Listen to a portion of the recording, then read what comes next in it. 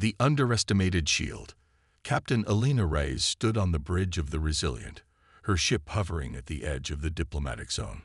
Through the viewport, she could see the Valyrian mothership, a gleaming construct of impossible curves and bioluminescent surfaces that seemed to defy conventional engineering. Her own vessel, by comparison, looked like it had been cobbled together from an orbital junkyard. "They're hailing us, Captain," Lieutenant Cho said from his communication station.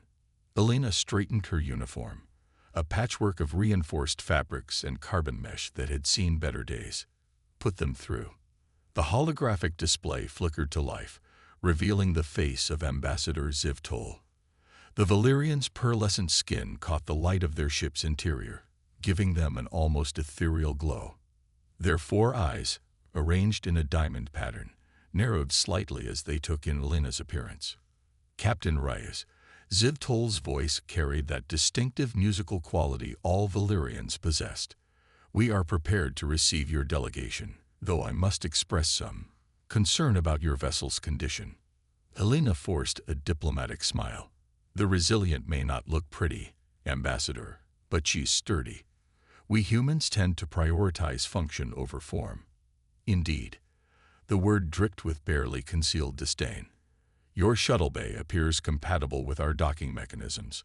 We will expect you and your engineers in 1 standard hour." The display winked out before Alina could respond. "Well, that went well," Chief Engineer Marcus Okafor commented from where he'd been standing off-camera. "They've already decided we're primitive before we've even shown them a single schematic." Alina turned to her team.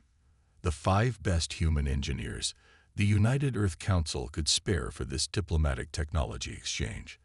The Valyrians had begrudgingly agreed to the meeting after human ships had survived an encounter with the mysterious space pirates that had been terrorizing this sector for months.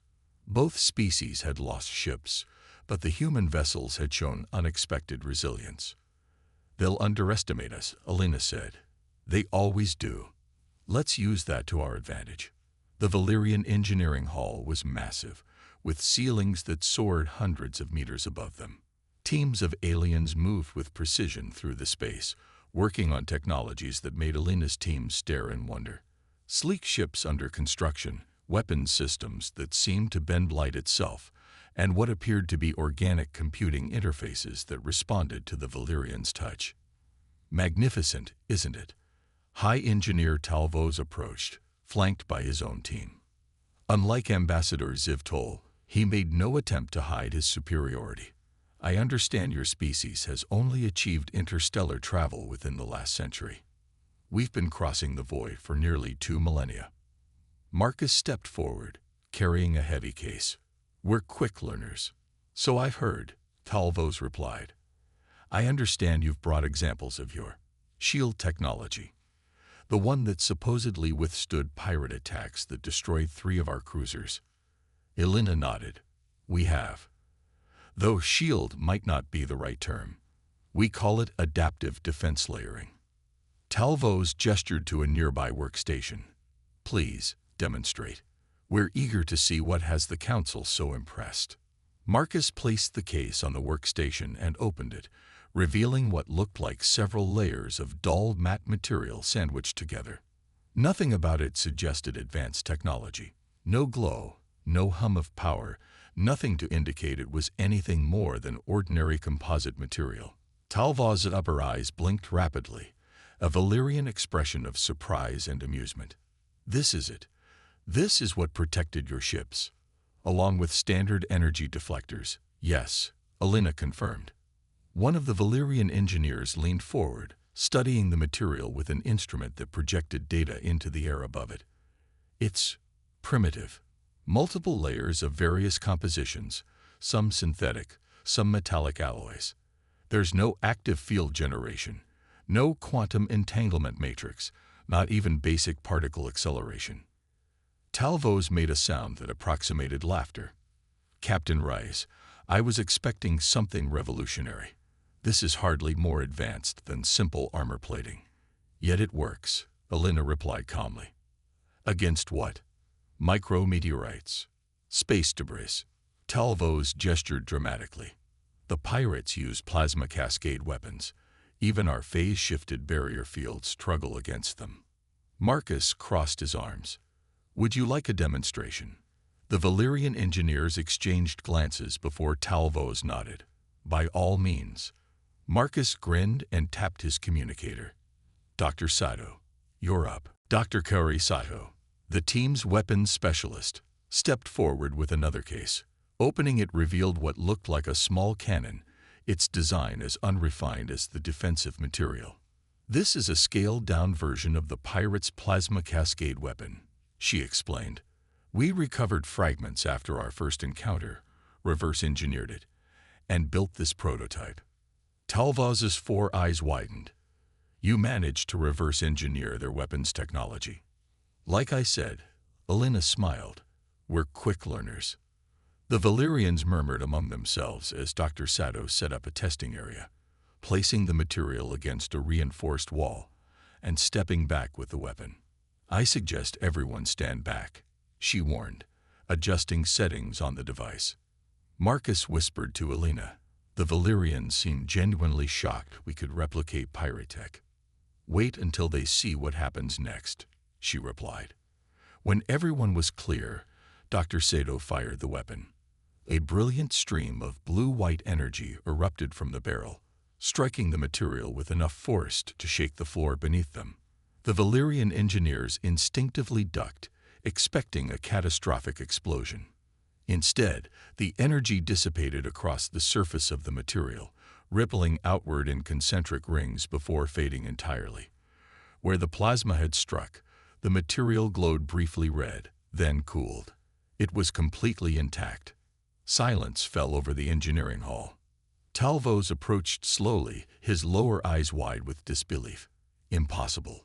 Dr. Sato handed him a scanner. See for yourself. Structural integrity at 97%. The Valyrian's hands trembled slightly as he confirmed the reading. How? This defies all known principles of energy dispersal. Elena stepped forward.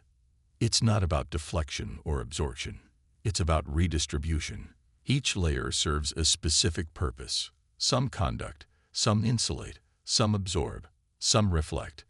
Together, they create a pathway for the energy to follow, preventing any single point from bearing the full impact. But the heat is channeled through a network of microscopic carbon nanotubes and vented as radiation away from the vessel. Marcus finished. Nothing fancy, just efficient engineering. Talvos stared at the material, then at the human team. For the first time since their arrival, there was no condescension in his voice. This is why your ship survived. Elena nodded. We can't match your speed or your weapon systems, but we're very good at taking the hit and staying in the fight. Before Talvos could respond, alarms blared throughout the engineering hall. Red light flooded the space as a Valyrian voice came over the communication system, speaking urgently in their native language. Ambassador Ziv Tol rushed into the hall, their usually composed demeanor shattered. Pirates. They've bypassed our outer defenses. 3 ships attacking the starboard docking rings. Talvos paled. But that's impossible. Our cloaking technology has failed, Ziv Tol finished. They're using some new detection system. All civilian personnel are evacuating to the core, but we've lost contact with sections 12 through 17. Elena exchanged glances with her team. Ambassador, we can help. Our shuttle has the adaptive defense layering installed. Ziv Tol hesitated, pride warring with desperation on their alien features. We've fought these pirates before, Elena pressed. And we're still here. A distant explosion rocked the station.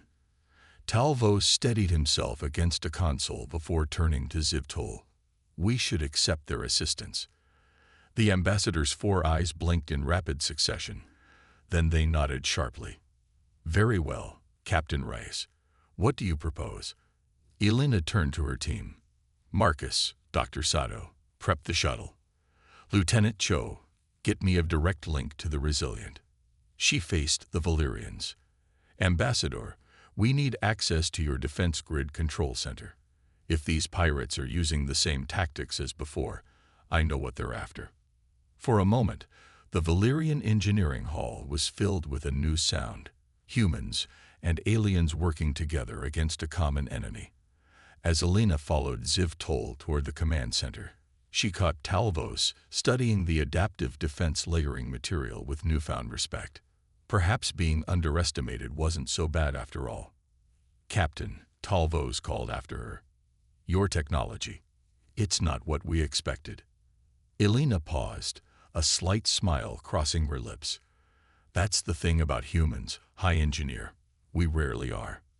The command center was chaos when they arrived. Valyrian officers moved with frantic efficiency between stations as holographic displays showed 3 pirate vessels circling the station like predators. Their distinctive black hulls absorbed nearby light, making them appear as voids against the stars. "Status report," Ziv Tol demanded. A Valyrian officer responded without looking up from his console. "Shields at 63% and falling. Our phase cannons are ineffective. They've adapted since our last encounter." "Just like they did with us," Alina muttered. Talvos turned to her. "What do you mean?" "The pirates learn quickly. Every encounter, they adjust their weapons to penetrate whatever defenses they faced before." "Then how did your ships survive multiple engagements?" Ziv Tol asked. Alina pulled up schematics of the adaptive defense layering on a nearby display. "Because our defense isn't a single system that can be countered. It's dozens of different materials and mechanisms working in concert. They'd need to develop a weapon that could defeat each layer simultaneously." A massive impact rocked the station, throwing several Valyrians off their feet. "Shields at 41%, the officer reported. "They're targeting our power distribution nodes. They'll breach within minutes," Talvos said grimly. Alina studied the tactical display, noting the pirates' attack pattern. "They're not trying to destroy the station. They want something inside it." Ziv Tol stiffened.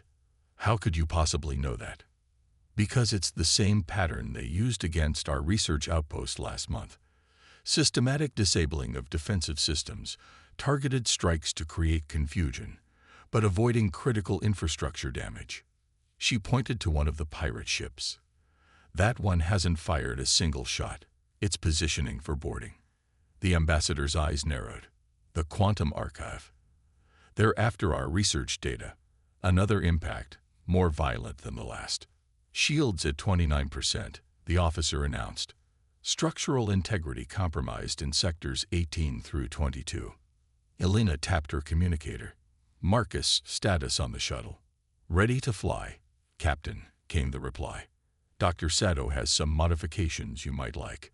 Get to the main docking bay and prepare for potential boarders." She turned to Ziv Tol. "Ambassador, I need your authorization to integrate our shuttle systems with your defense grid." "To what end?" Talvos asked. "Your shields are failing because they're a single system. But if we can layer them with our ADL principles." She left the implication hanging. The Valyrians exchanged looks. Another hit rocked the station. "Shields at 17%, the officer reported. "Do it," Ziv Tol said. Alina immediately began working with the Valyrian engineers, her fingers flying across the unfamiliar interface. "I need a direct power coupling between your shield generators and our shuttle." "That's not possible," one engineer protested. "The energy signatures are completely incompatible." "Not if we use your phase inverters to align the frequencies," Alina countered. "The ADL doesn't care what kind of energy it's handling. It just needs pathways to distribute it." As another hit struck the station, Alina could only hope she was right. Alliance of necessity. The engineering bay of the Valyrian station hummed with frantic activity as Alina's team worked alongside the alien engineers. What had begun as a technology exhibition had transformed into a desperate collaboration for survival. "Interface complete," Marcus called out, his hands moving between human and Valyrian control systems. ADL principles integrated with their shield matrix. Dr. Sato looked up from her console. "Energy redistribution pathways established, but they're unstable. The Valyrian technology is fighting our methods." High Engineer Talvos moved beside her, his 4 eyes scanning the readouts. Your systems lack precision. They're chaotic, adaptable. Elena corrected. Chaos is just a pattern we haven't recognized yet. Another impact rattled the station, throwing sparks from overhead conduits. Shields at 12%, a Valyrian officer reported. Standard restoration protocols failing. Talvos hesitated only briefly before making a decision. Divert all shield control to the human interface. Now. The Valyrian engineers looked shocked but complied, transferring command to the jury-rigged console where Marcus and Dr. Sato worked. You're giving us control of your entire defense system? Elena asked, surprised. I'm acknowledging that pride has no place when survival is at stake, Talvos replied. Your technology may be inelegant, but it works. Ours is failing. Marcus nodded grimly. Initiating ADL protocols. Captain, we need more power. Elena turned to Ziv Tol. Ambassador, we need to shut down all non-essential systems and reroute that energy to the shields. That would include life support in the outer rings, Ziv Tol protested. Those sections are already evacuated. Talvos reminded them. Do it. As the power redirected, the tactical display showed something remarkable. The pirate weapons, previously cutting through the Valyrian shields like they weren't there, began to dissipate against a new kind of barrier.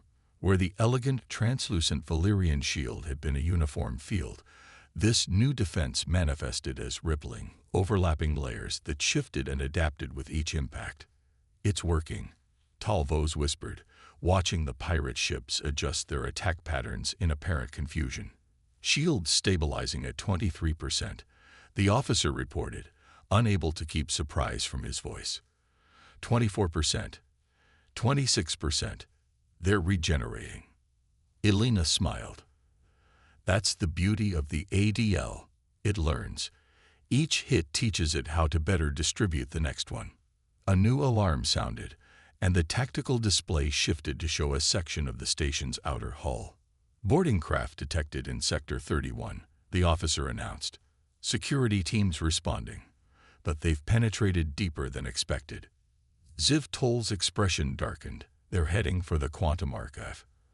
Our most sensitive research data is stored there, including weapons development. Elena understood immediately. If they get that data, they'll be able to counter both our technologies. She tapped her communicator. Lieutenant Cho, status. In position at the main corridor junction leading to the archive, came the reply. But these pirates have some kind of phase-shifting technology. They're passing through walls. Through walls. Talvos exclaimed. That's impossible. Dr. Sato looked up from her console. Not if they've developed personal-scale applications of your own phase-shifting technology. The Valyrians exchanged troubled looks. Their phase-shifting technology was one of their most closely guarded secrets. They've stolen our tech before, Ziv Tol admitted.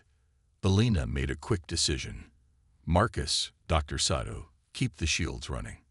Ambassador, I need 5 of your security personnel to join me and Lieutenant Cho. What are you planning? Talvos asked. Elena pulled a small device from her belt, what appeared to be a simple metal cylinder. If they're using phase-shifting technology, we need to disrupt it. She activated the device, which emitted a low hum. This is a portable version of one component of our ADL. It creates a localized field that forces energy to follow specific pathways. You think it will interrupt their phase shifting? Ziv Tol asked. There's only one way to find out. The corridor leading to the quantum archive was eerily quiet when Elena arrived with Lieutenant Cho and the Valyrian security team. Emergency lighting cast long shadows across the ornate architecture. According to internal sensors, they've already bypassed the outer security chamber, one of the Valyrians reported. They'll reach the main vault in minutes. Elena activated her portable disruptor and handed similar devices to her team and the Valyrians. These should create a field that will force them back into phase with normal space. We need to establish overlapping coverage. As they positioned themselves around the vault entrance, Alina couldn't help but notice the difference in approach between humans and Valyrians. The alien security team moved with precision, each step calculated, each position mathematically optimal. By contrast, Lieutenant Cho and Alina positioned themselves instinctively, adapting to the terrain and each other's movements with fluid adjustments. "They're here," Lieutenant Cho whispered, pointing to a shimmer in the air near the vault door. The shimmer intensified, and suddenly 3 figures materialized, humanoid in general shape, but clearly not human. Their armor was black, absorbing light, with faceplates that revealed nothing of the creatures beneath. "Activate disruptors," Alina ordered. All 7 devices activated simultaneously, creating an invisible web of energy pathways. The effect was immediate. The pirates froze in place, their phase-shifting technology clearly malfunctioning as they flickered between visibility and transparency. "Now," Alina shouted. The Valyrian security team fired their weapons with perfect precision, striking 2 of the pirates. The third, however, managed to adjust something on their armor and lunged forward, passing through the disruptor field. Alina reacted instinctively, tackling the figure as it solidified. They crashed to the floor, the pirate's superior strength immediately evident as it flung her aside. But the momentary distraction was enough for Lieutenant Cho to target the pirate's armor control panel, disabling it with a well-placed shot. The pirate collapsed, its armor systems failing. "Secure them," Alina ordered, getting to her feet. "And someone check the vault. Make sure they didn't get anything." As the Valyrian security team restrained the pirates, Alina approached the one she had tackled. With careful movements, she removed its helmet, revealing a face that made her step back in shock. "It's Valyrian," she said, staring at the unconscious pirate. Ziv Toll's voice came through her communicator. "Captain Rice, the pirate ships are retreating. Whatever you did to their boarding party must have alerted them." A pause. "Is our data secure?" Alina looked at the Valyrian security officer who had checked the vault. "The archive is untouched," he confirmed. "They didn't get in." "Data's secure, Ambassador," Alina reported. "But you should get down here. There's something you need to see." Hours later, the crisis had passed. The pirate ships had retreated to the edge of the system, pursued by Valyrian cruisers. The station's shields, now operating on the hybrid human-Valyrian principles, were stronger than ever. In the command center, Alina stood with her team as Ziv Toll addressed the station's senior staff. "The pirates were renegade Valyrians," the ambassador explained, their voice heavy. "A faction that broke away decades ago, taking classified technology with them.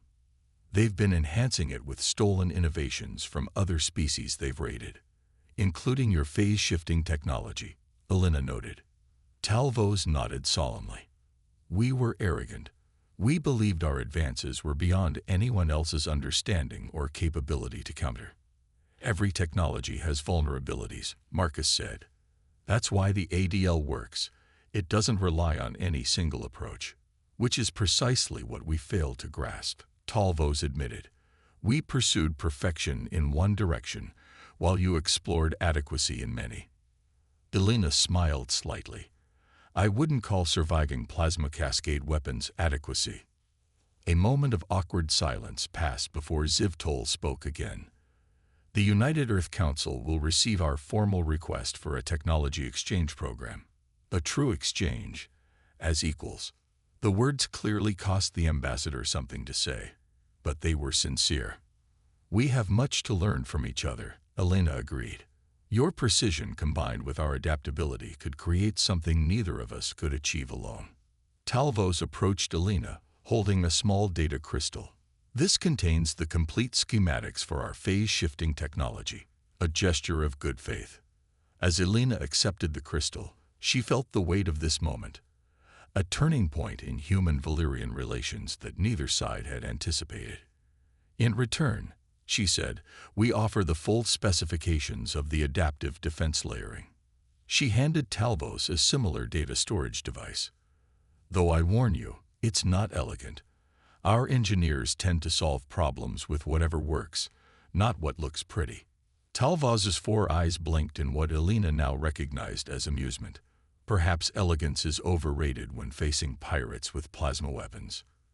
Captain, Marcus called from across the room, where he was working with Valyrian engineers. You should see this. Elena joined them at a holographic display showing a simulation of the hybrid shield system they had created during the battle. We've been analyzing the data, a Valyrian engineer explained. When your ADL principles were integrated with our phase-shifting technology, it created something entirely new. The simulation showed a defense system that possessed both the precision of Valyrian technology and the adaptability of human design. Layers that could phase-shift independently, creating a constantly changing defense that would be nearly impossible to predict or counter. Together, Talvos said quietly, we've created something superior to what either of us had alone. Elena watched the simulation with a sense of pride and possibility. This is just the beginning, isn't it? Indeed, Ziv Tol agreed. Though I must admit, when your ship first approached our station, I never imagined this outcome. That's the thing about humans, Elena said with a smile. We specialize in unexpected outcomes. As the Resilient prepared to depart the Valyrian station 3 days later, Elena stood in the shuttle bay with her team, facing Ambassador Ziv Tol and High Engineer Talvos. The first joint human-Valyrian research team will arrive within the month, Ziv Tol was saying.